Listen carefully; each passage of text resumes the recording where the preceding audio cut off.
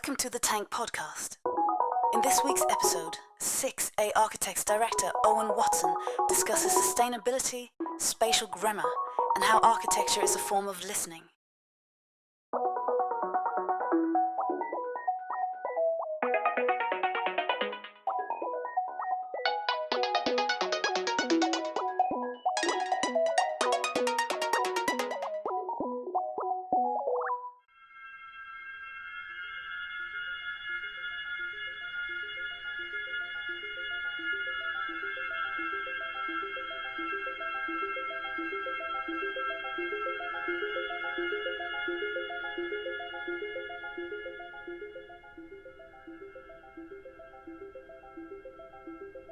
At the moment, I'm doing a lot of, or we're doing a lot of museum work in the studio. We're working with Tate Liverpool on a major transformation of their building in the Albert Dock, so a Grade 1 listed building.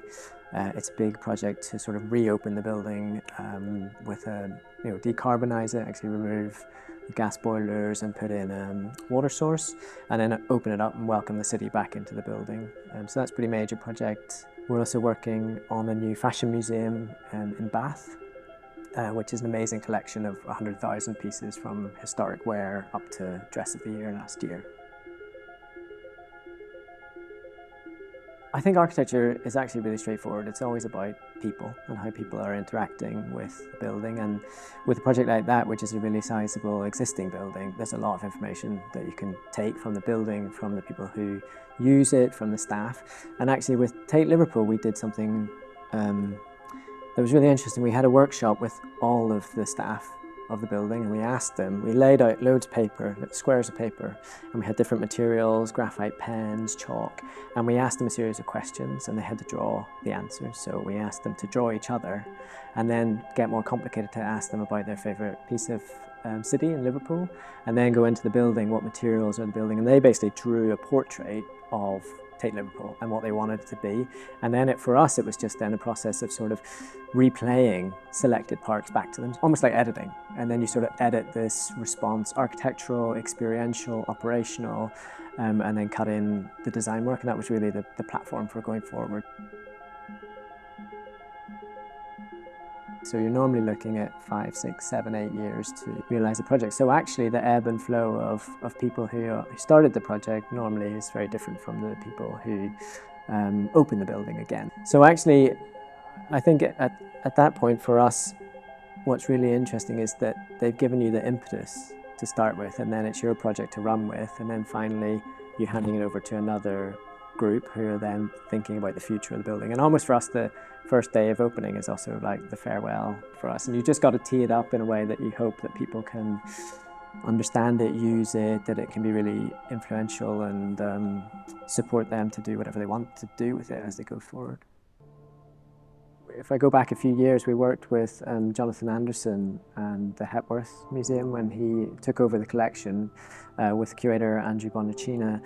And actually the role there was really about trying to demolish the hierarchies between art and fashion pieces. And so we de-plinth these amazing artworks, the Hepworth, other things that they borrowed, and then we put in amazing pieces of fashion, some from Jonathan's himself, his own designs, and some other historic pieces from Com, from elsewhere, from Dior.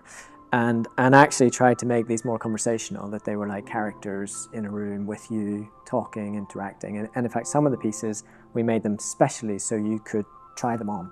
So you could wrap them around yourself. And there was a whole series of photographs. It was a project about school children engaging in fashion and high fashion, and how much enjoyment we could get from those types of objects. So I think when you come to exhibiting fashion, of course, there's certain requirements about textiles. So things like light sensitivity, humidity control, all those things, quite similar to art objects. But I think really maybe your question about how it differs from a domestic environment is actually quite interesting, that we're maybe more nowadays trying to blur things. That actually, I think it's a lot about trying to feel comfortable in these environments and being receptive to what the artists want to do, what the designers want to, how they want to exhibit, but at the same time giving people agency in public buildings. I think nowadays we really treat public art galleries as an extension of the city and actually our own spaces. So it's what we can do to sort of balance those worlds.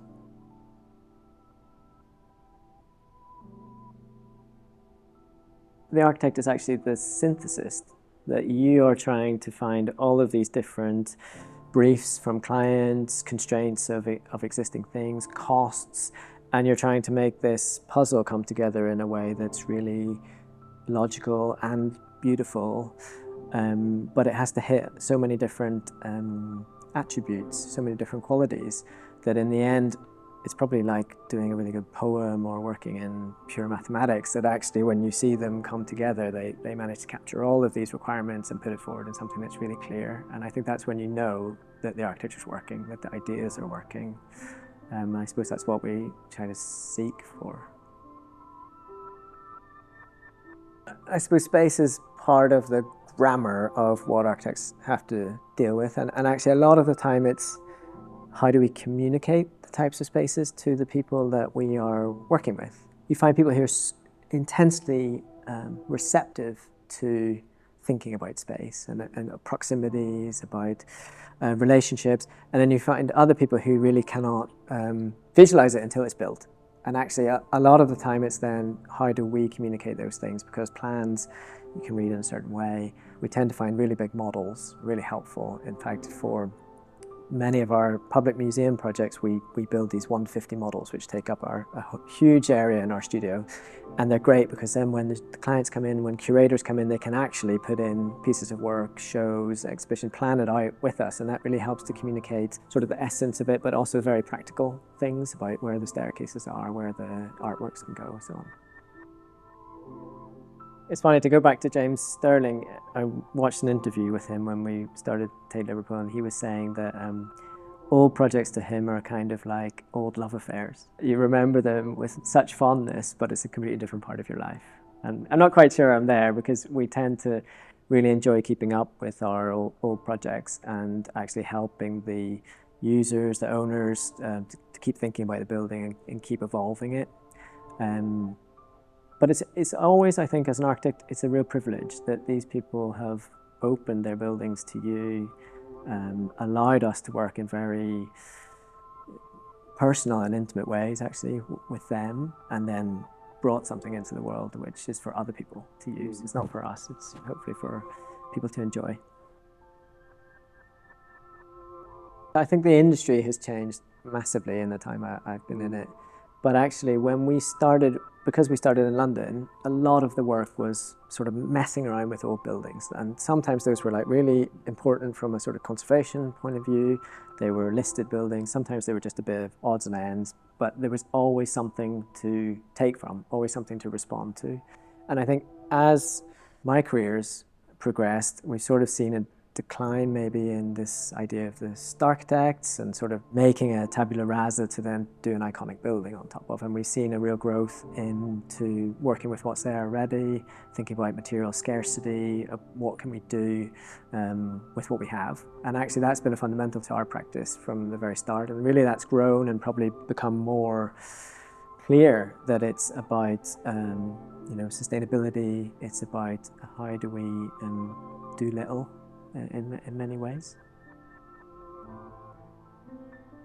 I remember we did a photography studio for Jürgen Teller in West London, and at that time we were building in concrete, and it was 3 buildings with 3 gardens, and there was a lot of thought and effort put into the type of concrete, the mix, the type of shuttering that we used, and we cast these 6 samples, different concrete types. We did it on site. And then Tom, who founded my practice, he and Jürgen, a few others, we were there looking at these samples. And then we sort of asked Jürgen, so which one do you like? And he just looked at us and said, oh, it looks like fucking concrete to me.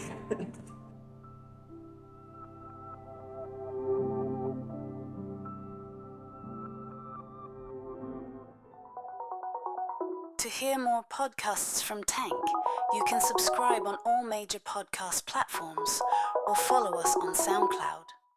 The theme music for this podcast is by Himera.